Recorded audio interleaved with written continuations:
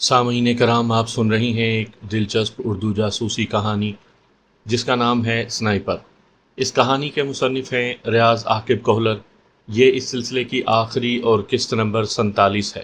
مجھے امید ہے آپ کو میری یہ کاوش پسند آئی ہوگی۔ آپ نے اگر ابھی تک میرا چینل کہانی گھر سبسکرائب نہیں کیا تو ابھی میرے چینل کو سبسکرائب کر کے بیل نوٹیفیکیشن آن کر لیجئے تاکہ آنے والی ہر نئی کہانی کی اطلاع بر وقت آپ تک پہنچ سکے۔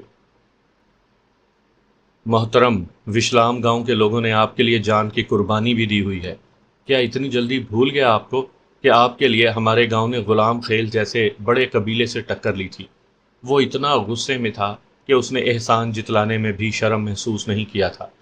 یار، آپ تو ناراض ہی ہو گئے۔ میں پریشان ہو گیا تھا۔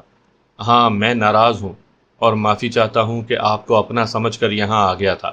یقیناً آپ کا اور ہمارا تعلق بس پلوشہ کی زندگی تک تھا۔ خدا حافظ۔ وہ فوراً ہی کھڑا ہو گیا تھا۔ اس کی جذباتی دھونس کے سامنے میں نے فوراً ہی ہتھیار ڈال دیے تھے۔ اس کا بازو تھامتے ہوئے میں لجاجت سے بولا، قابل بھائی، ایسا تو خیر نہیں چلے گا۔ یہاں سے خفا ہو کر تو میں آپ کو جانے نہیں دے سکتا، اور جہاں تک شادی کا تعلق ہے تو میں کیا، میرا باپ بھی اس شادی میں شرکت کرے گا۔ باپ کو زحمت نہ دیں، صرف آپ کی ضرورت ہے۔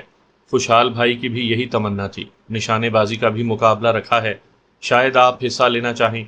بس 2 دن ہمیں دے دینا، تیسرے دن واپس آ جانا۔ میرا مفاہمتی لہجہ سنتے ہی اس نے ناراضگی ختم کر دی تھی۔ کب آنا ہوگا؟ اسی جمعے اور ہفتے کو اتوار کو واپس آ جانا۔ وہ سوموار کا دن تھا۔ میں نے اسبات میں سر ہلاتے ہوئے کہا، میں جمعرات کی صبح یہاں سے نکلوں گا۔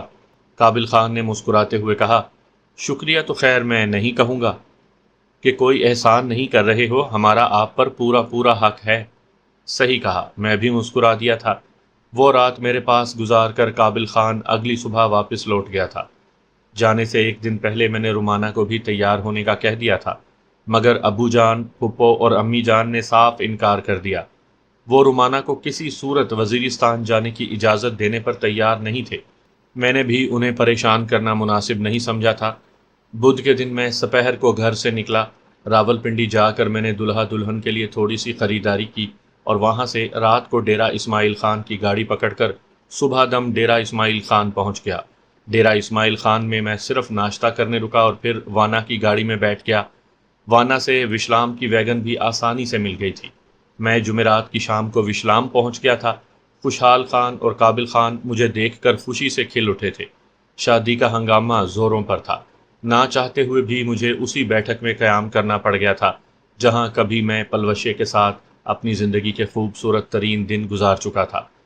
اب تک بیٹھک کے اس کمرے سے پلوشے کے وجود کی خوشبو آ رہی تھی۔ جمعے کے دن نشانے بازی کے بہت بڑے مقابلے کا انعقاد ہوا تھا۔ قابل خان کے بہت زیادہ زور دینے کے باوجود میں نے اس مقابلے میں حصہ نہیں لیا۔ جیتنے والے نے 5 گولیاں فائر کر کے 300 میٹر کے فاصلے پر موجود ایک چھوٹے سے شیشے کا نشانہ بنایا تھا۔ وہاں موجود وشلام گاؤں کے قریباً تمام لوگ مجھ سے واقف تھے۔ مقابلہ ختم ہونے کے بعد کافی لوگوں کے اصرار پر میں نے کلاشنکوف تھام لی تھی۔ صرف ایک گولی چلا کر میں نے اسی فاصلے پر موجود شیشے کو نشانہ بنا لیا تھا۔ لوگوں نے زوردار نعرے سے مجھے سراہا تھا۔ ہفتے کی رات کو خصوصی پروگرام تھا۔ قابل خان نے پشتو کے 2 مشہور گلوکاروں کو بلایا ہوا تھا۔ عشاء کے بعد رباب کے تار اور طبلے کی دھمک سے وشلام گاؤں کے در و دیوار جھوم اٹھے تھے۔ گاؤں سے باہر انہوں نے پہاڑی کے دامن میں سٹیج بنایا ہوا تھا جہاں یہ محفل سجی تھی۔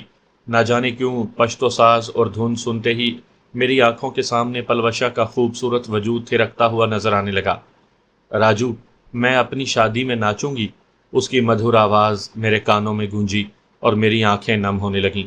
اس نے کتنی حسرت سے کہا تھا، راجو، پتہ نہیں کب وہ دن آئے گا جب آپ تھکے ہارے باہر سے آئیں گے اور میں آپ کے سامنے کھانا رکھوں گی جو آپ کو پسند نہیں آئے گا۔ آپ مجھے ڈانٹیں گے اور میں رونے لگ جاؤں گی، اور آپ کھانا پینا بھول کر مجھے منانے لگ جائیں گے، اور دیر تک مناتے رہیں گے، دیر تک۔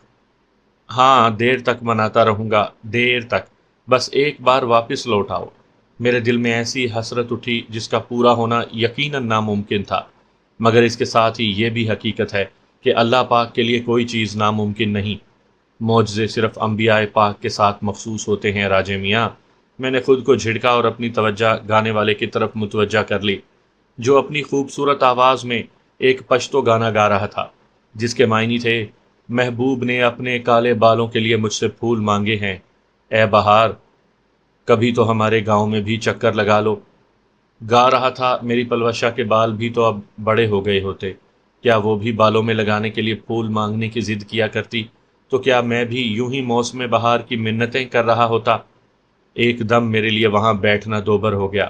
میں نے ساتھ بیٹھے قابل خان کو کہا، یار میرے سر میں درد ہے، اگر اجازت ہو تو تھوڑا آرام کرنا چاہوں گا۔ یہ بھلا کیا بات ہوئی؟ وہ خفا ہونے لگا۔ میں نے فوراً کہا، معذرت خواہ ہوں، طبیعت ٹھیک نہیں ہے نا؟ وہ مصر ہوا، تھوڑی دیر تو بیٹھو، ایک خاص آئٹم سن کر چلے جانا۔ نہیں شکریہ، میرے سر میں بہت درد ہے۔ میں کھڑا ہو گیا۔ اچھا وہ خاص آئٹم میں ابھی چلوا دیتا ہوں، بس آپ 2 منٹ انتظار کریں۔ وہ اٹھ کر اسٹیج کی طرف بڑھا، مگر میں اس کی ناراضی کو نظر انداز کرتا ہوا کناتوں کی چار دیواری سے باہر نکل آیا۔ تھوڑی دور آتے ہی میرے کانوں میں قابل خان محسود کی آواز آنے لگی تھی۔ پتہ نہیں وہ کیا کہہ رہا تھا، میرا دماغ الجھا ہوا تھا۔ اعلیٰ کوالٹی کا ساؤنڈ سسٹم ہوتے ہوئے بھی میری سمجھ میں اس کی آواز نہیں آئی۔ وہ غالباً کسی مہمان گانے بجانے والی کے بارے میں کوئی اعلان کر رہا تھا، اور پھر اس وقت میں بیٹھک میں داخل ہو رہا تھا جب میری سماعتوں میں ایک عورت کی درد بھری آواز گونجی، ہجر کے کالے اندھیرے چھا گئے ہیں، اللہ خیر، تمام غم میرے پیچھے ہی پڑے ہیں، اللہ خیر۔ میرا دل اتنی زور سے دھڑکا کہ گویا اچھل کر حلق میں آ جائے گا۔ کیا سماعتیں مجھے دھوکہ دے رہی تھی یا قدرت میرے ساتھ کوئی مذاق کرنے پر تلی تھی؟ میری ٹانگوں نے جسم کا بوجھ اٹھانے سے گویا معذوری ظاہر کر دی تھی۔ میں نے بیٹھک کے دروازے کا پٹ تھام لیا، میرا پورا جسم ہی گوش بن گیا تھا۔ کہاں جاؤں اور کس کو فریاد کروں؟ بالکل اسی کی آواز تھی کہ میری امید کے دیے ہی بجھ چکے ہیں، اللہ خیر۔ اس آواز کو میں بھلا کیسے بھلا سکتا تھا؟ جی ہاں، وہ پلوشا ہی کی آواز تھی۔ اپنی غیر ہوتی حالت کو سنبھال کر میں پیچھے مڑ کر بھاگ پڑا۔ 2-3 قدم لیتے ہی ٹھوکر لگی اور میں منہ کے بل گر گیا۔ مجھے کچھ پتہ نہیں چل رہا تھا کہ سازندے ساز بجا رہے ہیں یا نہیں، رباب کے تاروں کو چھیڑا جا رہا ہے یا نہیں، تبلچی اور گھڑا بجانے والوں کے ہاتھ رکے ہوئے ہیں یا مصروف ہیں۔ میرے کانوں میں تو بس اس کی درد سے لبریز آواز گونج رہی تھی، اس رات کی صبح نہیں ہو رہی، یا اللہ یہ اور بھی لمبی ہوتی جا رہی ہے اور میرے ساتھ فقط غم ہے۔ چہرے پر لگاتار آنسو بہہ رہے ہیں اور میرے ساتھ فقط غم ہے۔ اس کے الفاظ صرف معنوی طور پر درد انگیز نہیں تھے، اس کی آواز سے ظاہر ہونے والی اذیت بھی دل کو محسوس ہو رہی تھی۔ میں زمین پر ہاتھ ٹیک کر اٹھا اور پھر دوڑ پڑا۔ پہلے والی چوٹ مجھے بھول چکی تھی، بلکہ اس وقت میرے دماغ میں کچھ تھا تو وہ پلوشا کی آواز کے متعلق تھا۔ کیا کسی کی آواز اس قدر مماثل ہو سکتی تھی؟ غم ہی غم اور ہجر کے کالے اندھیرے ہیں، عجیب زندگی ہے، ہمیشہ سر میں خاک سجائے در بدر پریشانیاں سمیٹتی ہوئی عجیب زندگی ہے۔ پاؤں میں بیڑیاں ہیں، منزلیں دور ہوتی جا رہی ہیں اور میرے ساتھ فقط غم ہیں۔ چہرے پر لگاتار آنسو بہہ رہے ہیں اور میرے ساتھ فقط غم ہیں۔ وہ زندہ تھی تو کیسے؟ اسے چھپنے کی کیا ضرورت آن پڑی، اور جب خود مرضی سے چھپی تو اتنے درد بھرے انداز سے گانے کا کیا جواز؟ اس کے الفاظ کو سنتا ہوا میں آگے بڑھتا گیا۔ وقت اور حالات کے ہاتھوں قیدی بنا تنہا آہو بقا میں مصروف ہوں، دنیا میں بات کرنے کے بھی قابل نہیں رہا، تنہا آہو بقا میں مصروف ہوں۔ ہڈیاں خشک ہو رہی ہیں، بدن کا گوشت گل سڑ رہا ہے اور میرے ساتھ فقط غم ہے۔ چہرے پر لگاتار آنسو بہہ رہے ہیں اور میرے ساتھ فقط غم ہے۔ کیا اسی وجہ سے قابل خان نے مجھ پر شادی میں شرکت پر زور دی تھی، یہاں تک کہ وہ احسان جتلانے کی گھٹیا اور غیر اخلاقی حرکت سے بھی باز نہیں آیا تھا؟ اور ابھی میرے محفل سے اٹھنے پر بھی اس نے میرے خصوصی آئٹم کو سننے پر کتنا زور دیا تھا۔ یقیناً وہ چاہتا تھا کہ مجھ تک پلوشا کا درد پہنچ جائے، اس کا درد و غم آواز کی صورت میں فضاؤں کا سینہ چیر کر مجھے بے حال کرتا جا رہا تھا۔ میں پنڈال میں داخل ہوا، ارد گرد کے علاقے سے بھی کافی لوگ اکٹھے ہوئے تھے۔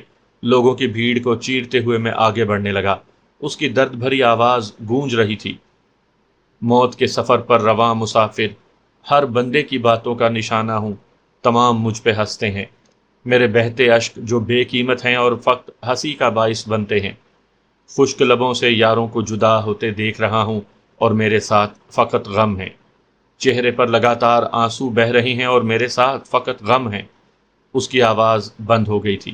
لوگوں نے تالیاں بجا کر اور نعرے بلند کر کے اس کے درد کو سراہا۔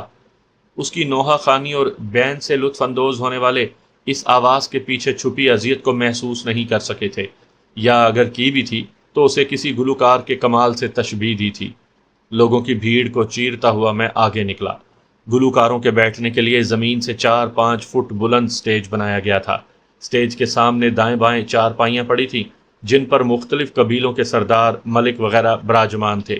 سامنے کی طرف بھی چارپائیوں کی 2 قطاریں بچھی تھیں اور اس کے بعد عام لوگ، جس کو جدھر جگہ ملی تھی کی بنیاد پر چاروں طرف موجود تھے۔ میں چونکہ مہمان خصوصی تھا اس لیے پہلے سامنے کی چارپائی پر بیٹھا تھا۔ البتہ ایک بار اٹھ کر جانے کے بعد مجھے آگے جانے کے لیے کافی زور لگانا پڑا تھا۔ وہ مجھے اسٹیج پر نظر نہیں آ رہی تھی۔ غور سے دیکھنے پر ایک پردہ لگا ہوا نظر آیا، وہ اسی کے پیچھے موجود تھی۔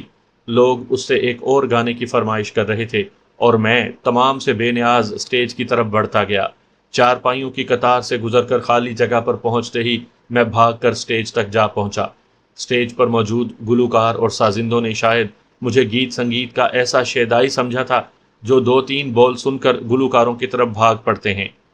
شاید لوگ بھی کچھ ایسا ہی سمجھ رہے ہوں، مگر اس وقت مجھے کسی کی بھی پرواہ نہیں تھی۔ میں اپنے حواس میں تھا ہی کہاں کہ کوئی سدھ بدھ ہوتی۔ جو ہی میں اسٹیج پر چڑھا، دائیں بائیں کھڑے انتظامیہ کے آدمیوں نے میرے قریب آنا چاہا۔ سب سے پہلے قریب پہنچنے والے کی چھاتی پر میری زوردار لات پڑی اور اس کے ساتھ ہی میں نے کوٹ کی جیب سے گلوک نکال کر لہراتے ہوئے دھاڑا، اگر کوئی قریب آیا تو جان سے جائے گا۔ یہ کہتے ہی میں پردے کے پیچھے گھستا چلا گیا۔ باہر شور مچ گیا تھا، پتہ نہیں لوگ کیا کہہ رہے تھے۔ کوئی چیخ چیخ کر لوگوں کو سب اچھا ہے کہ تسلی دے رہا تھا، میں تو پردے کے پیچھے موجود وجود کی طرف متوجہ تھا۔ 100% وہی تھی، میری پلوشا، میری جان حیات، مگر پہلے سے بہت بدلی ہوئی۔ وہ پہلے والی پلوشا لگ ہی نہیں رہی تھی۔ صرف ایک چیز جو اس کے جسم پر پہلے سے بہتر نظر آ رہی تھی، وہ اس کے بال تھے، جو اب کندھوں سے نیچے تک جھول رہے تھے، مگر ان ریشمی بالوں کی بھی بری حالت تھی، الجھے ہوئے، روکھے اور بے رونق، شاید ان میں کئی ہفتوں سے کنگھی نہیں کی گئی تھی۔ اس کے سرخ و سفید کندھاری اناروں کے مشابہ گال پچک کر اندر کو دھنس گئے تھے۔ موٹی آنکھوں کے گرد گہرے سیاہ حلقے دکھائی دے رہے تھے۔ اس کا گداز جسم ہڈیوں کا ڈھانچہ نظر آ رہا تھا۔ مجموعی طور پر اس نے ایسا حلیہ بنایا ہوا تھا جیسا بھیک مانگنے والی عورتوں کا ہوتا ہے۔ یقیناً اسے نہائے ہوئے بھی کئی ہفتے گزر گئے تھے۔ مجھے دیکھتے ہی اس کے ہونٹ کپ کپائے اور اس نے جلدی سے اپنی اوڑھنی چہرے پر لپیٹ لی۔ ایک ادھیڑ عمر عورت نے اس کے پیٹھ کے پیچھے بیٹھ کر اسے سہارا دیا ہوا تھا۔ ویران آنکھوں میں نمودار ہونے والے پانی کو وہ روک تو نہیں سکی تھی، البتہ چھپانے کے لیے اس نے چہرہ نیچے جھکا لیا تھا۔ بھائی صاحب، آپ، کسی مرد نے مجھے واپس لے جانے کے لیے بازو سے پکڑنا چاہا تھا۔ میں ایک دم گھوما، اس کی بات مکمل ہونے سے پہلے میرا بھرپور مکہ اس کی کن پٹی پر لگا۔ وہ اچھل کر نیچے گرا اور ہاتھ پاؤں ڈھیلے چھوڑ دیے۔ اس کے ساتھ ہی میں دھاڑا۔ کہا نا، اگر کوئی قریب آیا تو جان سے جائے گا۔ ذیشان بھائی، بات تو سنیں۔ قابل خان اندر داخل ہوا۔ بکواس بند کرو قابل خان، اور دور ہو جاؤ میری نظروں سے۔ میں تمہارا منحوس چہرہ نہیں دیکھنا چاہتا۔ پلوشا کی موت کی جھوٹی خبر اسی نے تو ہم تک پہنچائی تھی۔ ہمیں حقیقت سے بے خبر رکھنے والا وہی تو تھا۔ میری بات تو سن لو، اس نے مجھے منانے کی کوشش کی۔ نہیں سننی تمہاری کوئی گھٹیا بات۔ یہ کہتے ہی میں نے گھٹنوں کے بل پلوشا کے ساتھ بیٹھتے ہوئے پستول جیب میں ڈالا اور اس کو بازوؤں سے تھام لیا۔ اس کا جسم ہولے ہولے لرز رہا تھا۔ میری طرف دیکھو۔ نہ جانے اس وقت میری آواز کن کیفیات کا مجموعہ بن گئی تھی، غصہ، درد، پریشانی، پشیمانی، اذیت، حیرانی، پتہ نہیں اور بھی کون کون سے احساسات میرے لہجے میں شامل تھے۔ میں آپ کو نہیں جانتی، کوئل سی آواز میں وہ منمنا کر رہ گئی تھی۔ صحیح کہا، میں بھررائی ہوئی آواز میں بولا، اگر جانتی ہوتی تو یقیناً یوں نہ کرتی۔ میں اس نے کچھ کہنے کی کوشش کی۔ میں نے دھاڑتے ہوئے قطع کلامی کر کے کہا، خاموش، تمہاری بکواس نہیں سننا چاہتا، چلو میرے ساتھ۔ وہ جھرجھری لیتے ہوئے کانپی اور اس کے ساتھ ہی اس نے دائیں بائیں پڑی 2 بیساکھیاں پکڑ لیں۔ میرا دل دھک سے رہ گیا تھا۔ کیا وہ معذور ہو گئی تھی؟ یقیناً یہی بات تھی، ورنہ اسے چھپنے کی ضرورت ہی کیوں پیش آتی؟ اس سے پہلے کہ وہ بیساکھیوں کے سہارے اٹھنے کی کوشش کرتی، میں نے دونوں بیساکھیاں اس کے ہاتھ سے چھین کر دور پھینک دی۔ اگلے ہی لمحے وہ میرے مضبوط بازوؤں میں تھی۔ وہ پہلے بھی مجھے پھول کی طرح لگا کرتی تھی، اس وقت تو اس کے جسم پر گوشت کا نام و نشان ہی نہیں تھا، نرا ہڈیوں کا ڈھانچہ بنی ہوئی تھی۔ اس کے جسم سے اٹھتی ہوئی ناگوار بو بھی مجھے مشک و عنبر سے زیادہ بھینی بھینی لگ رہی تھی۔ اس کی ہڈیوں کی سختی ریشم و کم خواب سے بھی ملائم محسوس ہو رہی تھی۔ رومانہ جیسی پرکشش لڑکی کی بے تحاشا محبت بھی میرے دل سے اس کی چاہت دور نہیں کر سکی تھی۔ وہ آج بھی پہلے دن کی طرح میرے دل کے سنگھاسن پر براجمان تھی، بلکہ حقیقت تو یہ ہے کہ پہلے سے کچھ زیادہ ہی محبوب ہو گئی تھی۔ اسے سینے سے لپٹائے میں نے پنڈال کے عقبی راستے کی طرف قدم بڑھا دیے۔ قابل خان وہیں کھڑا پشیمان نظروں سے مجھے گھور رہا تھا۔ باقی لوگوں کو اس نے آرام سے بیٹھنے کا مشورہ دے دیا تھا۔ میں پنڈال سے باہر نکلا، میرا رخ بیٹھک کی جانب تھا۔ اپنے نحیف بازو میرے گلے میں ڈال کر وہ میرے کندھے پر سر ٹیکے آنسو بہا رہی تھی۔ میں خاموشی سے چلتا رہا۔ ساؤنڈ سسٹم پر خوشحال خان کی آواز ابھری۔ وہ لوگوں کو آرام سے بیٹھنے کا مشورہ دے کر محفل جاری رہنے کا پیغام سنا رہا تھا۔ میں بس پلوشہ کے وجود کو محسوس کرتا ہوا بیٹھک کی طرف بڑھتا رہا۔ وہاں بیٹھک میں چند اور مہمانوں کا بھی بسیرا تھا، لیکن اندر داخل ہوتے ہی میں نے بیرونی دروازہ کنڈی کر دیا تھا۔ میں نہیں چاہتا تھا کہ کوئی ہماری تنہائی میں مخل ہو۔ ان مہمانوں کو قابل خان اور خوشحال خان خود ہی سنبھال لیتے۔ کمرے میں داخل ہوتے ہی میں نے بڑے آرام سے پلوشہ کو ایک چارپائی پر لٹایا۔ اس کا جسم اب تک ہولے ہولے لرز رہا تھا۔ میری چھاتی اس کے آنسوؤں سے گیلی ہو گئی تھی، جانے وہ خوشی کے آنسو تھے یا اپنی معذوری پر دکھ کے اظہار کے لیے بہائے گئے تھے۔ اس کے سر کی جانب بیٹھتے ہوئے میں نے اس کا سر اپنے زانوں پر منتقل کیا اور صدیوں کی پیاسی نگاہوں کو اس کی دید سے سیراب کرنے لگا۔ اس کی آنکھیں بند تھیں اور وہ بے آواز آنسو بہا رہی تھی۔ میں نے اسے مخاطب کرنے کی کوشش نہیں کی تھی، بس اسے محسوس کرتا رہا۔ میں اس وقت کی کیفیات کو بیان کرنے سے قاصر ہوں۔ اس وقت خوش تھا، اس سے سخت خفا بھی تھا، پریشان تھا، اس کی معذوری کو دیکھ کر دکھی تھا، یا شاید میرے دماغ میں ان سب سے ہٹ کر کچھ چل رہا تھا۔ بہت سی دیر گزر گئی، پھر اس کی کراہتی ہوئی آواز مجھے کہیں دور سے آتی ہوئی محسوس ہوئی۔ راجو، مجھے معاف کر دو، میں مجبور تھی۔ کبھی نہیں، زندگی بھر معاف نہیں کروں گا۔ تم اس قابل ہی نہیں ہو کہ معافی طلب بھی کر سکو۔ پتہ نہیں میرے لہجے سے غصہ جھلک رہا تھا یا سخت ناراضی۔ وہ کراہی، راجو، اب میں آپ کے کسی کام نہیں آ سکتی تھی۔ نرا بوجھ ہی تو تھی، ایسا بوجھ بہت جلد تھکا دیا کرتا ہے۔ بکواس بند کرو۔ میں نے تمہیں جسمانی تسکین کے لیے نہیں اپنایا تھا۔ نہ شوہر بیوی کا رشتہ فقط جسمانی تعلقات تک محدود ہوتا ہے۔ کیا میرے ساتھ حادثہ پیش آ جاتا تو میں تمہارے لیے بوجھ کی حیثیت اختیار کر لیتا؟ کیا تمہارا بوجھ قابل خان کو نہ تھکاتا؟ یا وہ مجھ سے زیادہ تمہیں چاہتا ہے؟ اتنا بیگانہ پن، اتنی بے حسی، جانتی ہو مجھ پر کیا بیتی، کس طرح میں اپنی موت کا خواہاں رہا۔ امی جان اور عدیل کی کیا حالت ہے؟ ساری زندگی تم نے ان کا خیال رکھا، تو کیا اب وہ بھی تمہارا خیال نہ رکھتے؟ چلو، میں تو بے حس، بے غیرت اور بے وفا ٹھہرا۔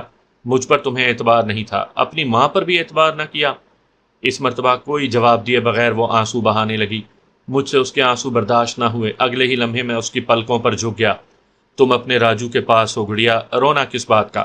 دیکھو، اس شب تاریک کی سحر ہو گئی ہے، میں آ گیا ہوں نا، اب تمہیں آنسو بہانے کی ضرورت نہیں۔ پگلی، میں ساری زندگی تمہارا خیال رکھ سکتا ہوں۔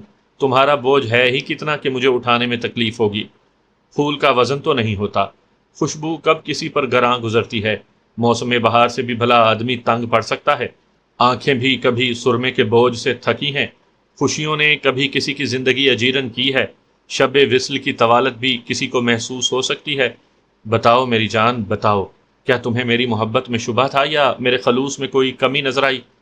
کوئی جواب دیے بغیر اس نے اپنی باہیں میرے گلے میں حائل کر دیں اور جھجکتے ہوئے اپنے لرزتے لب میری پیشانی پر ٹیک دیے۔ ان لبوں کی حلاوت میری روح تک میں سرایت کر گئی تھی۔ کوئی بات کیے بغیر وہ اپنے جذبات کا اظہار کرتی رہی۔ نہ جانے کس وقت گانے بجانے کی محفل اختتام پذیر ہوئی، پھر دروازے پر دستک ہونے لگی اور ہوتی رہی، مگر میں وہیں بیٹھا رہا۔ دستک دینے والے تھک کر لوٹ گئے تھے۔ صبح تک اس کا سر اپنے زانوں پر رکھ کر میں بیٹھا رہا اور اذان کی آواز سن کر غسل خانے کی طرف بڑھ گیا۔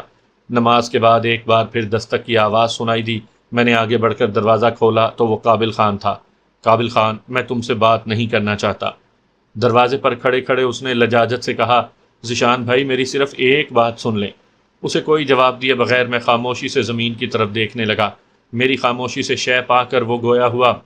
یہ اس کا اپنا فیصلہ تھا۔ اس نے مجھ سے قسم لی تھی کہ اگر میں نے اس کے بارے میں کسی سے بات کی تو وہ مجھے کبھی معاف نہیں کرے گی۔ میں نے اسے اپنی بہن کہا تھا اور چھوٹی بہن کی بات کو میں کیسے رد کر سکتا؟ البتہ آپ تک تو میں نے بات پہنچا دی ہے نا، الفاظ میں نہ صحیح مگر جو طریقہ بھی اپنایا ہے آپ تک اس کی خبر پہنچ گئی ہے نا۔ اب بھی ناراض ہو گئے تو زیادتی کا ارتکاب کرو گے۔ زنانہ کپڑوں کا ایک صاف جوڑا لے کر آؤ، ناشتہ ہم تھوڑی دیر کے بعد کریں گے۔ اس مرتبہ میں نے نارمل لہجے میں کہا۔ اس کی بات غلط نہیں تھی، سارا قصور پلوشہ ہی کا تھا، وہ تو بس اس کا ساتھ دینے پر مجبور ہوا تھا۔ میرا نارمل لہجہ سنتے ہی وہ خوشی سے بولا، شکریہ ذیشان بھائی، میں بس ابھی کپڑے لاتا ہوں۔ میں اس کے انتظار میں وہیں دروازے پر ٹھہر گیا۔ اس کے گھر کی دیوار بیٹھک سے ملی ہوئی تھی۔ 2-3 منٹ کے بعد وہ کپڑوں کا ایک نیا جوڑا لے کر آ گیا۔ اس کے ہاتھ سے کپڑے لے کر میں نے دروازہ کنڈی کیا اور کمرے کی طرف بڑھ گیا۔ وہ خاموشی سے لیٹی چھت کو گھور رہی تھی۔ میں نے اسے بازوؤں میں بھر کر چارپائی سے اٹھایا۔ اس نے کوئی سوال نہیں کیا تھا کہ میں اسے کہاں لے جا رہا ہوں۔ وہ پہلے والی پلوشہ لگ ہی نہیں رہی تھی۔ غسل خانے میں جا کر میں نے اسے اپنے ہاتھوں سے نہلایا۔ گرم پانی کا ڈرم رکھا ہوا تھا، میں نے صابن کی پوری ٹکیا ہی اس کے جسم پر رگڑ کر ختم کر دی تھی۔ وہ محجوب اور شرمائی شرمائی سی خاموشی سے مفعول بنی رہی۔ نہلا کر میں اسے بڑے تولیے میں لپیٹ کر کمرے میں لے آیا۔ نئے کپڑے پہنا کر میں نے اسے 2-3 تکیوں سے ٹیک لگا کر بٹھایا اور اس کے بالوں میں خوب تیل چپڑ کر کنگھی کرنے لگا۔ اس کے چہرے پر مجھے بے پایاں سکون پھیلا نظر آ رہا تھا۔ کنگھی کرتے ہوئے میں ہولے ہولے گنگنانے لگا، لٹ الجھی سلجھا جا رے بالم، میں نہ لگاؤں گی ہاتھ رے۔ وہ بے ساختہ متبسم ہو کر مجھے دیکھنے لگی۔ ہنس کیوں رہی ہو؟ اس کی ناک کی پھوننگ کو میں نے ہولے سے مروڑا۔ یہ لٹ تو جلد ہی کٹنے والی ہے، تم ہاتھ لگا کر تو دیکھو۔ کنگھی کر کے میں نے کوشش کی کہ اس کے بالوں کا جوڑا باندھ سکوں، مگر مجھے طریقہ نہیں آتا تھا۔ وہ کھلکھلا دی۔ اس کی ہنسی دیکھ کر مجھے لگا جیسے ہر جانب بہار نے ڈیرے ڈال لیے ہوں۔ اسی لیے تو کہتی ہوں کہ نہ بال ہوں گے اور نہ آپ کو اتنی تگو دو کرنا پڑے گی۔ میں اطمینان سے بولا، تمہاری زلفیں سنوارنے کے لیے کوئی ملازمہ رکھ لوں گا۔ ایک بات مانیں گے؟ وہ ایک دم سنجیدہ ہو گئی تھی۔ میں شرارتی لہجے میں بولا، اس قابل تو نہیں ہو کہ تمہاری کوئی بات مانی جائے، لیکن سننے میں کوئی حرج نہیں ہے۔ میری آنکھوں میں دیکھتے ہوئے اس نے امید بھرے لہجے میں کہا، آپ دوسری شادی کر لیں۔ ٹھیک ہے، میں نے اطمینان بھرے انداز میں سر ہلا دیا تھا۔ میں مذاق نہیں کر رہی۔ میں نے ایک دم دھماکہ کیا، میں نے دوسری شادی کر لی ہے۔ کیا؟ اس کے چہرے پر حیرانی ابھری۔ کب؟ کس سے؟ اسی سے جو تمہیں بالکل بھی اچھی نہیں لگتی تھی۔ اس کے لیے دوبارہ کشمیر کی سرحد عبور کر لی؟ وہ ایک لمحے میں رومانہ تک پہنچ گئی تھی۔ مجھے اس کے لہجے میں دکھ کی جھلک نظر نہیں آئی تھی۔ نہیں، میں نے نفی میں سر ہلایا۔ مجھے لگتا ہے مجھے زبردستی ہی وہاں بھیجا گیا اور اس کا میری زندگی میں آنا قدرت نے طے کر دیا تھا۔ اس مرتبہ وہ خاموش رہی تھی۔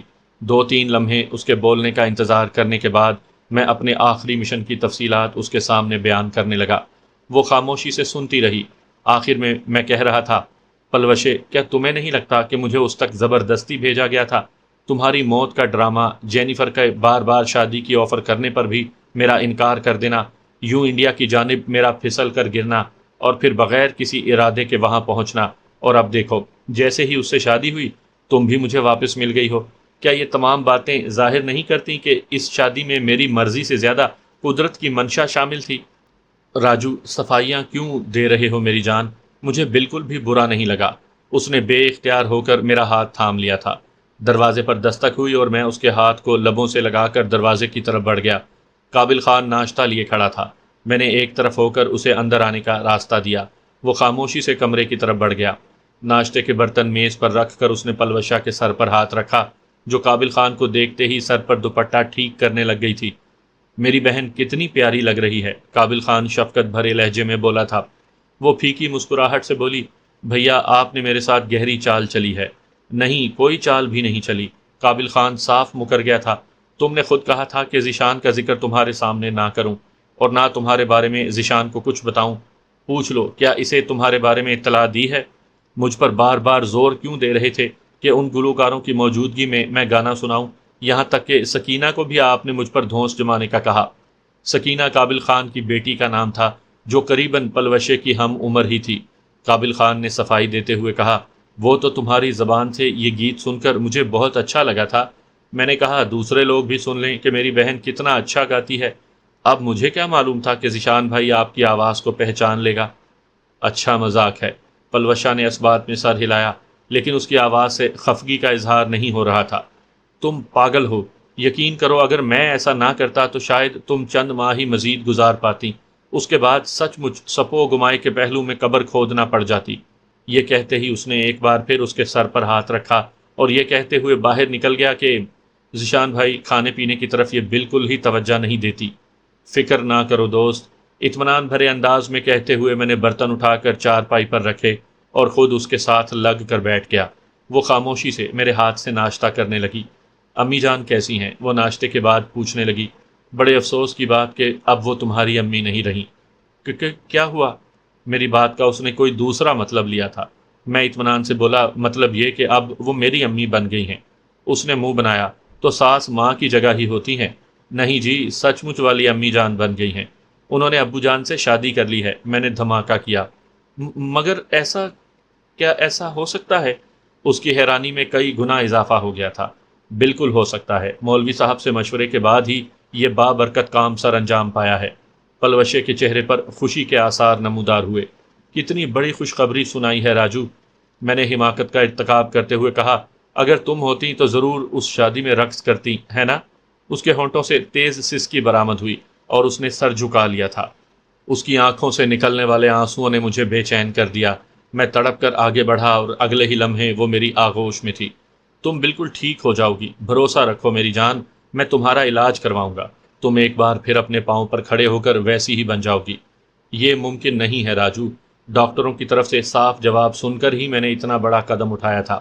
جب ڈاکٹروں نے کہہ دیا کہ اب مجھے ساری زندگی ویل چیئر یا بیساکھیوں کے سہارے گزارنی پڑے گی، تبھی میں نے قابل بھائی کو کہا تھا کہ میری موت کی خبر آپ تک پہنچا دے۔ پشاور کے ڈاکٹروں کی بات حرف آخر نہیں ہو سکتی چندا۔ طب کی دنیا میں آئے روز کئی معجزات رونما ہوتے ہیں۔ مجھے اپنے رب پر پورا بھروسہ ہے کہ میری گڑیا بالکل ٹھیک ہو جائے گی۔ میں اسے آغوش میں بھر کر تسلیاں دیتا رہا۔ پھر اس کا ذہن بٹانے کے لیے میں اس کی کہانی سننے لگا۔ اس نے بھی کم و بیش وہی باتیں بتائیں جو اس سے پہلے مجھے سردار بتا چکا تھا۔ بس اتنا اضافہ کیا کہ جب اسے ہسپتال لے جایا گیا تو ڈاکٹروں نے اس کے باقی زخموں کا تو علاج کر دیا تھا، لیکن ریڑھ کی ہڈی پر لگنے والی چوٹ کے بارے میں وہ تشویش میں مبتلا تھے۔ اور جب تمام ٹیسٹ وغیرہ کر لیے تو انہوں نے صاف جواب دے دیا تھا کہ پلوشا کا ٹھیک ہونا ممکن نہیں تھا۔ وہ آپریشن کر کے اس کی ٹانگوں میں ہونے والی ہلکی سی حرکت کو بالکل ختم نہیں کرنا چاہتے تھے۔ انہوں نے کہا تھا کہ دوائیوں کے استعمال سے اس کی کمر کی تکلیف آہستہ آہستہ کم ہو جائے گی، مگر وہ چل نہیں سکے گی۔ اس کی کمر سے نیچے کا حصہ بیکار ہو گیا تھا۔ ٹانگوں میں بس ذرا سا احساس بیدار تھا کہ جس کی وجہ سے وہ بمشکل زمین پر ٹانگیں لگا کر دو بیساکھیوں کی مدد سے تھوڑی بہت حرکت کر لیتی تھی۔ قابل خان نے اس کی فطرتی ضروریات کی بجا آوری میں مدد دینے کے لیے ایک عورت ملازمہ رکھ چھوڑی تھی۔ اس کا ارادہ یہی تھا کہ کبھی میرے سامنے نہیں جائے گی اور عدیل کے بڑا ہونے کا انتظار کرے گی۔ جو ہی وہ کسی قابل ہوا اسے وزیرستان میں بلا کر اسی کے پاس منتقل ہو جائے گی۔ وہ بمشکل اپنی کہانی سنا کر فارغ ہوئی تھی کہ خوشحال خان وہاں پہنچ گیا۔ اس نے بھی قابل خان سے ملتی جلتی بات کر کے معذرت طلب کی تھی۔ مزید کسی گلے شکوے کے بجائے میں نے اپنا مطمع نظر بیان کیا۔ اچھا، مجھے گھر تک جانے کے لیے کوئی کار وغیرہ کرائے پر مل جائے گی؟ خوشحال خان نے اس بات میں سر ہلاتے ہوئے کہا۔ ٹانک تک قابل خان آپ کو اپنی کار میں چھوڑ آئے گا۔ آگے جانے کے لیے وہاں سے کرائے کی کار کا بندوبست کرنا پڑے گا، کیونکہ ہماری گاڑیوں کے کاغذات وغیرہ نہیں ہوتے۔ میں ابھی جانا چاہوں گا، مجھ سے مزید انتظار نہیں ہو پا رہا تھا۔ خوشحال خان سر ہلاتے ہوئے باہر نکل گیا۔ تھوڑی دیر کے بعد ہم قابل خان کی کار میں وانا کا رخ کر رہے تھے۔ وانا تک ہمیں شام ہو گئی تھی۔ وہاں سے ٹانک تک پہنچتے ہوئے رات کے 12 بج چکے تھے۔ میں عقبی نشست پر پلوشا کا سر اپنی گود میں لیے بیٹھا تھا۔ اسے آرام پہنچانے کی غرض سے اس کی کمر کے نیچے میں نے نرم و ملائم کورین کمبل بچھا دیا تھا۔ ٹانک سے تلا گنگ کے لیے میں نے خصوصی کار کرائے پر لی اور قابل خان کو الوداع کہہ کر ہم چل پڑے۔ دوپہر 10 بجے کے قریب ہم گھر کے سامنے اتر رہے تھے۔ ڈرائیور کو کرایہ ادا کر کے میں نے کمبل میں لپیٹ کر اس کے ہلکے پھلکے وجود کو اٹھایا اور گھر میں داخل ہو گیا۔ دسمبر کی آمد ہو چکی تھی۔ ابو جان صحن میں چارپائی ڈال کر دھوپ سیک رہے تھے۔ امی جان اور پھپھو دوسری چارپائی پر بیٹھی تھیں۔ امی جان اب اچھی خاصی پنجابی بول لیتی تھیں۔ روما بغیر چھت کے کھلے باورچی خانے میں گھسی چائے وغیرہ بنا رہی تھی۔ مجھے اندر داخل ہوتا دیکھ کر تمام لوگ میری جانب متوجہ ہو گئے۔ انہوں نے میرے بازوؤں میں موجود پلوشا کے وجود کو حیرانی سے دیکھا۔ پلوشا نے میری چھاتی میں سر چھپایا ہوا تھا۔ قریب پہنچتے ہی میں نے کہا، امی جان جگہ دیں۔ پھپھو جان اور امی جان نے فوراً ہی چارپائی خالی کر دی۔ میں نے جھک کر آہستگی سے پلوشا کو چارپائی پر لٹایا۔ اس کا چہرہ نظر آتے ہی امی جان کے منہ سے زوردار چیخ نکلی۔ میری پلوشے! وہ بے ساختہ اس سے لپٹ گئی تھیں۔ روما بھی حیران ہو کر باورچی خانے سے نکل آئی تھی۔ وہ جذباتی ملاپ کافی دیر جاری رہا۔ پلوشا کو دیکھ کر بھی مجھے روما کے چہرے پر پریشانی کے بجائے خوشی ہی نظر آئی تھی۔ بلا شک و شبہ وہ نہایت ہی مخلص لڑکی تھی۔ اسی اثنا میں عدیل بھی آدھی چھٹی پر گھر پہنچ گیا تھا۔ اپنی باجی کو دیکھ کر وہ خوشی سے باولا ہو گیا۔ ہمارے گھرانے کو ایک بار پھر بہت بڑی خوشی ملی تھی۔ ظہر کی اذان سن کر ہمیں وقت کے گزرنے کا احساس ہوا۔ میں اور ابو جان مسجد کی طرف بڑھ گئے۔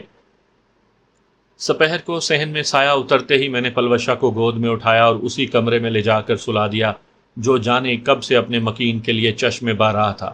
سیج کو دیکھ کر وہ ایک بار پھر رونے لگی تھی۔ پاگل نہیں بنتے گڑیا، میں نے اسے ہلکے سے ڈانٹا۔ روما نے اس کے ساتھ بیٹھتے ہوئے اس کا ہاتھ تھاما اور پرخلوص لہجے میں بولی، میری چھوٹی سی بہن بالکل ٹھیک ہو جائے گی۔ رات کو وہ مصر ہوئی کہ میں روما کے ساتھ جا کر سوؤں۔ میں اطمینان سے بولا، ایک دن تمہارے ساتھ اور ایک دن اس کے ساتھ۔ وہ کراہی، میں آپ کے کس کام کی؟ گڑیا، بکواس کی ضرورت نہیں، سمجھی؟ اسے ڈانٹ کر میں اس کے ساتھ لیٹ گیا۔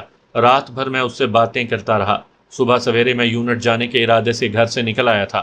سردار اور باقی دوستوں کو مل کر میں نے پلوشا کی زندگی کی خبر دی۔ تمام لوگ حیران رہ گئے تھے۔ تھوڑی دیر ان سے گپ شپ کر کے میں نے پلوشا کی سکھ رپورٹ، فوجی کی فیملی وغیرہ کے علاج کے لیے بننے والا سرکاری فارم بنوائی اور واپسی کی راہ لی۔ رات کو میں روما کے ساتھ تھا، مگر گھنٹہ بھر میرے ساتھ گزار کر وہ پلوشا کے کمرے میں گھس گئی اور بقیہ رات اس کے ساتھ گزاری۔ ایک دن میں وہ پلوشا کے بہت قریب آ گئی تھی۔ پلوشا ذرا چڑچڑی اور خفا خفا لگتی تھی، مگر روما بغیر ناک بھوں چڑھائے زبردستی اس کی خدمت میں لگی رہی۔ اب پلوشا کو سنبھالنے والے کئی لوگ موجود تھے۔ قابل خان اس کے ساتھ جتنا بھی مخلص ہوتا، اس کی ایسی خدمت نہیں کروا سکتا تھا۔ اس کی سگی ماں جو اس پر جان چھڑکتی تھی، پھپھو جان جسے اس نے پہلے ہی دن سے اپنی ساحرانہ شخصیت کے زیر اثر کر لیا تھا، مخلص رومانہ جو اس کی زندگی کی خبر پا کر اتنا ہی خوش نظر آ رہی تھی جیسے پلوشا اس کی سگی بہن ہی تو ہو، اور پھر میں خود کہ میرے لیے وہ سانس جتنا ہی اہم تھی۔ اگلے دن میں نے اویس سے اس کی کار مانگی کیونکہ اب مجھے پلوشا کے ساتھ بار بار ہسپتال جانا پڑتا۔ پلوشا کے ساتھ امی جان اور پھپھو بھی چل پڑی تھی۔ روما نے بھی ساتھ چلنے کی خواہش کی، مگر میں نے اسے منع کر دیا کہ گھر میں بھی کسی کی موجودگی تو ضروری تھی۔ سی ایم ایچ راولپنڈی علاج کی جدید سہولیات سے مزین ہسپتال ہے۔ اگلے ایک دو ہفتے پلوشا کے مختلف ٹیسٹ ہوئے۔ مجھے کافی امید تھی، لیکن جب ڈاکٹروں نے تمام رپورٹیں دیکھیں تو نفی میں سر ہلا کر ناکامی کا اظہار کر دیا۔ میرے دل میں جیسے کوئی چیز ٹوٹ گئی تھی۔ کیا اب میں اپنی پلوشے کو کبھی چلتے ہوئے نہیں دیکھ پاتا؟ کیا اب وہ ہمیشہ محتاجی کی زندگی گزارتی رہتی؟ کیا چارپائی اس کا نصیب بن گئی تھی؟ میرے چہرے پر چھائی مایوسی دیکھ کر اس نے سر جھکایا اور اس کی پیاری آنکھوں سے پانی کے قطرے ٹپکنے لگے۔ میرا دل جیسے غم سے بھر گیا تھا۔ گھر جا کر میں نے اسے کمرے میں لٹایا، لیکن میرے پاس اسے تسلی دینے کے لیے کوئی لفظ موجود نہیں تھا۔ روما ساتھ بیٹھ کر اس کی دل جوئی میں لگ گئی تھی۔ میں دل گرفتہ سا گھر سے نکل آیا۔ اویس کے پاس جا کر میں اسے اپنا دکھ سنانے لگا۔ میں اپنی پلوشے کی حالت پر رو رہا تھا۔ باتوں باتوں میں وہ کہنے لگا، یار ویسے ضروری تو نہیں کہ پاکستان میں علاج نہ ہو سکے تو باہر کے ڈاکٹر بھی ناکام ہو جائیں۔ اس کی بات سن کر ایک دم میرے دماغ میں جینیفر کی صورت ابھری۔ اگلے ہی لمحے میں موبائل فون نکال کر اس کا نمبر ڈائل کر رہا تھا۔ اس وقت سپہر کے 4 بج رہے تھے، گویا امریکہ میں صبح 7 بجے کا وقت ہونا تھا۔ دوسری تیسری گھنٹی پر جینی کی نیند میں ڈوبی ہوئی آواز آئی، زی اتنا سویرے کیوں کال کی؟ میں نے سب سے پہلے اس کے کانوں میں خوشخبری اونڈیلی، جینی جانتی ہو پلوشا زندہ ہے؟ کیا؟ کیسے؟ سچ؟ مبارک ہو۔ اس کی آواز سے غنودگی غائب ہو گئی تھی۔ ہاں جینی، مگر اس کے ساتھ پیش آنے والے حادثے میں اس کی ریڑھ کی ہڈی میں گہری چوٹ لگی ہے۔ اب وہ بیساکھیوں کے سہارے چلتی ہے۔ یہاں پاکستان میں ڈاکٹروں نے اس کے علاج سے جواب دے دیا ہے۔ اس نے مخلصانہ مشورہ دینے میں ایک لمحہ نہیں لگایا، زی اسے امریکہ لے آؤ، مجھے امید ہے وہ ٹھیک ہو جائے گی۔ بلکہ ایسا کرو، تم فوراً ہی اس کی رپورٹس کی تصاویر بنا کر مجھے واٹس ایپ کر دو، میں یہاں ماہرین سے مشورہ کرتی ہوں۔ میں بس 10 منٹ میں تمام رپورٹوں کی تصاویر بھیج دیتا ہوں۔ پرجوش انداز میں کہتے ہوئے میں نے رابطہ منقطع کیا اور گھر کی طرف بھاگ پڑا۔ اویس مجھ سے پوچھتا رہ گیا تھا کہ میں نے انگریزی میں کیا گٹمٹ کی ہے، مگر میرے پاس اس کے سوال کا جواب دینے کا وقت نہیں تھا۔ گھر جاتے ہی میں نے موبائل فون کے کیمرے سے تمام رپورٹس کی تصاویر بنائیں اور جینی کو بھیج دیں۔ اب مجھے اس کے جواب کا انتظار تھا۔ 2 دنوں کے بعد ہی جینی نے کال کر کے بتا دیا کہ ڈاکٹر 100% تو نہیں، البتہ کافی پر امید ہیں۔ باقی حتمی فیصلہ وہ ایکس رے رپورٹس اور مریض سے مل کر کریں گے۔ میں نے فوراً ہی امریکہ جانے کی تیاری شروع کر دی۔ پہلے مرحلے میں تو میں نے یونٹ جا کر کمانڈنگ آفیسر سے مل کر ساری صورتحال ان کے سامنے رکھ دی۔ پہلے والے کمانڈنگ آفیسر ملک عرفان صاحب چلے گئے تھے، ان کی جگہ سیکنڈ ان کمانڈ وسیم صاحب نئے کمانڈنگ آفیسر بنے تھے۔ میرا مسئلہ سنتے ہی انہوں نے میری 2 ماہ اور چھٹی کر دی تھی، اور اس کے ساتھ ہی انہوں نے کہہ دیا کہ اگر مزید بھی ضرورت ہوئی تو وہ مجھے چھٹی ضرور دیں گے۔ پاک آرمی میں ویسے تو زیادہ سے زیادہ اکٹھی چھٹی 2 ماہ کی مل سکتی ہے، البتہ کسی خصوصی معاملے میں 6 مہینے اور سال تک بھی کمانڈنگ آفیسر اپنے جوان کو چھٹی پر رکھ سکتا ہے۔ پلوشہ کا پاسپورٹ بنانے سے پہلے شناختی کارڈ بنانے کا مرحلہ تھا، وہ مشکل سے ابھی 18 سال کی ہوئی تھی۔ اس ضمن میں میجر اورنگزیب صاحب اور وسیم صاحب نے میری بڑی مدد کی تھی۔ میں نے دونوں بیویوں کے شناختی کارڈ بنوا لیے تھے۔ میجر اورنگزیب نے ہنستے ہوئے کہا تھا، یار تمہیں شادی کرنے کے لیے پاکستان میں کوئی لڑکی نہ ملی؟ اس کی بات واقعی حقیقت تھی، کیونکہ روما کا تعلق مقبوضہ کشمیر سے تھا، پلوشے وزیرستان کی تھی، بلغارے کا تعلق افغانستان سے تھا، تو جینیفر امریکن تھی۔ میں مزاحیہ انداز میں بولا، سر ایک شادی گاؤں سے بھی کی تھی جس کی وجہ سے اب تک سر جھکا ہوا ہے۔ انہوں نے مجھے تسلی دیتے ہوئے کہا، غلطی اس کی تھی، تمہارا سر کیوں جھکا؟ میں نے فلسفیانہ انداز میں کہا، سر ہمارے ہاں عورت کی بے راہ روی مرد کے کھاتے میں جاتی ہے۔ جانے دو یار گزری باتوں کو، اس کے بدلے اللہ پاک نے تمہیں 2 بیویاں دے دی ہیں، یقین مانو ہم تو ترستے ہی رہے ہیں دوسری شادی کے لیے۔ میں نے موبائل فون جیب سے نکالتے ہوئے کہا، میرا خیال ہے تہمینہ باجی کو کال کرنی پڑے گی۔ یہ دیکھ رہے ہو، انہوں نے دونوں ہاتھ جوڑے، آفیسر میں آپ کے لیے ہوں یار، اور میں مسکراتا ہوا ان کے آفس سے باہر آ گیا۔ میری ان ساری کارروائیوں سے پلوشے ناواقف نہیں تھی، غیر متوقع طور پر وہ پرسکون ہو گئی تھی۔ روما اور اس کی خوب بن رہی تھی۔ روما کے خلوص کے سامنے اس ہٹ دھرم نے ہتھیار ڈال دیے تھے۔ ایک دن میں پلوشہ کے کمرے میں داخل ہوا تو اسے روما سے کشمیری زبان میں بات کرتا دیکھ کر حیران رہ گیا تھا۔ مختلف زبانوں کو سیکھنے کی اس میں خاص صلاحیت موجود تھی۔ جب روما اردو میں بات کر سکتی ہے تو کشمیری سیکھنے کی کیا ضرورت تھی؟ میں پلوشہ کو چھیڑے بنا نہیں رہ پایا تھا۔ وہ اطمینان سے بولی، تاکہ آپ کی موجودگی میں ہم خفیہ باتیں کر سکیں۔ اچھا مجھ سے بھی کچھ چھپاتی ہو؟ اس کی ناک کی پھوننگ کو پکڑ کر میں نے آہستہ سے مروڑا۔ وہ جھٹ بولی، جی ہاں بہت ساری باتیں۔ گندی بچی، میں اس کے ماتھے پر جھک گیا۔ یوں بھی تمام گھر والے بشمول اس کے چھوٹے بھائی عدیل کے ہر وقت اس کی دل جوئی میں لگے رہتے تھے۔ حقیقی معنوں میں وہ گھر بھر کی لاڈلی تھی۔ اس زمن میں روما تو حد ہی عبور کر جاتی تھی۔ شاید سگی بہن بھی پلوشے کے اتنے نخرے برداشت نہ کرتی جو روما کرتی تھی۔ لگتا ہی نہیں تھا کہ وہ سوکنے ہیں، اور ایسا روما کے خلوص کی وجہ سے ممکن ہو پایا تھا، ورنہ پہلے دنوں میں پلوشہ اسے کھچی کھچی رہتی تھی۔ میں ایک دن پلوشہ کے ساتھ ہوتا اور دوسرے دن روما کے ساتھ، اور اپنی باری پر روما میرے ساتھ گھنٹہ ڈیڑھ بتا کر پلوشہ کے کمرے میں گھس جاتی۔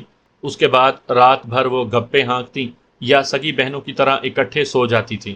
ایک رات میں نے روما کے بالوں میں انگلیاں پھیرتے ہوئے کہا، جانتی ہو اگر مجھے پتا ہوتا کہ تمہارا دل تمہارے چہرے سے بھی زیادہ خوبصورت ہے تو پہلی ہی بار تمہیں شوہر سے طلاق دلوا کر ساتھ لے آیا ہوتا۔ وہ ناز سے بولی، جھوٹے اجنبی، جھوٹ بولنا کب چھوڑیں گے؟ میں مسکرایا، اچھا اب بھی اجنبی ہوں؟ وہ ہٹ دھرمی سے بولی، ہمیشہ رہیں گے۔ میں نے اس کے پیٹ پر ہاتھ رکھ کر چھیڑا، جب یہ آ جائے گا تب بھی؟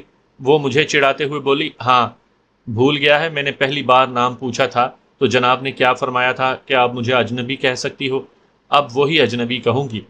اگر میں معذرت کروں تو یہ معذرت وغیرہ اپنے پاس رہنے دے، اور میں خفگی سے نہیں کہتی، ایسا کہنا مجھے اچھا لگتا ہے۔ ہمیشہ اجنبی کے نام ہی سے آپ کو سوچا ہے۔ قریب ہو کر اس نے میرے سینے پر سر رکھ دیا اور میں آہستہ آہستہ اس کی ریشمی زلفوں میں ہاتھ پھیرتا رہا۔ شناختی کارڈ کے بعد میں نے پلوشے کا پاسپورٹ بنوایا اور امریکن ایمبیسی میں ویزے کی درخواست دے دی۔ جینی نے اپنے تعلقات بروئے کار لاتے ہوئے 2-3 دن کے اندر ہم دونوں کا ویزا لگوا دیا تھا۔ یوں بھی ہم علاج کے سلسلے میں امریکہ جا رہے تھے، جس کی وجہ سے کوئی خاص رکاوٹ سامنے نہیں آئی تھی۔ ایک دن ہم دونوں ہوائی جہاز میں بیٹھ رہے تھے۔ طویل پرواز کے بعد ہم نیو یارک ایئرپورٹ پر اترے۔ جینی اپنے شوہر کے ہمراہ ہماری منتظر تھی۔ شوہر کی موجودگی کو کسی خاطر میں نہ لاتے ہوئے اس نے گلے سے لگ کر بے باکی سے میرے دونوں گالوں کو چوما اور پھر پلوشہ کی طرف متوجہ ہو گئی۔ میری بیبی کیسی ہے؟ اس نے ویل چیئر پر بیٹھی پلوشہ کا چہرہ ہاتھوں میں بھر کر ماتھے پر بوسہ دیا۔ پلوشہ معصومیت سے بولی، ساری رپورٹیں تو راجو نے بھیج دی تھی، اب تک ویسی ہی ہوں۔ اور جینی کھلکھلا کر ہنستی۔ اس کے شوہر کو دیکھ کر میں حیران رہ گیا تھا۔ اس نے ایک سیاہ فام سے شادی کی تھی، اس کا نام پال کلفٹن تھا۔ میرے ساتھ معانقہ کرتے ہوئے اس نے سرگوشی کی، ذیشان برادر، شکریہ کہ تم نے جینی جیسی حسینہ کو میرے لیے چھوڑ دیا۔ وہ امریکی تھا اور ان کی تہذیب میں ایسی کوئی بھی رقیبانہ جلن موجود نہیں ہے۔ اپنی بیوی کا مجھ سے لپٹنا اور میرے بوسے لینا اس کے لیے عام روزمرہ تھی۔ اسے یہ شرم نہیں تھی کہ میں اس کی بیوی کا پرانا محبوب تھا، بلکہ وہ اس بات پر خوشی کا اظہار کر رہا تھا کہ میں نے اتنی خوبصورت لڑکی کو اس کے لیے چھوڑ دیا تھا۔ اس کی بے تکلفی کو دیکھتے ہوئے میں نے بھی ویسا ہی انداز اپنایا تھا۔ ویسے اتنے وسیع ملک میں جینی کو تم ہی ملے ہو؟ اس نے زوردار کہا لگایا۔ جینی کہتی ہے کہ میری شکل تم سے ملتی جلتی ہے۔ جینی، میں جینیفر کی طرف مڑا۔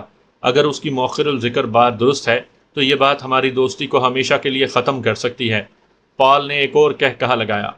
جینی نفی میں سر ہلاتے ہوئے بولی، نہیں، شکل کی بات تو میں نے نہیں کی تھی۔ میں نے کہا تھا کہ پال تمہاری طرح جھوٹ بولتا ہے، اور اس کا ثبوت یہ ابھی جھوٹ بول کر دے چکا ہے۔ میں ترکی بترکی بولا، جھوٹ ہونا برداشت کر لوں گا، مگر یہ شکل کی مماثلت والی بات بالکل بھی قابل قبول نہیں۔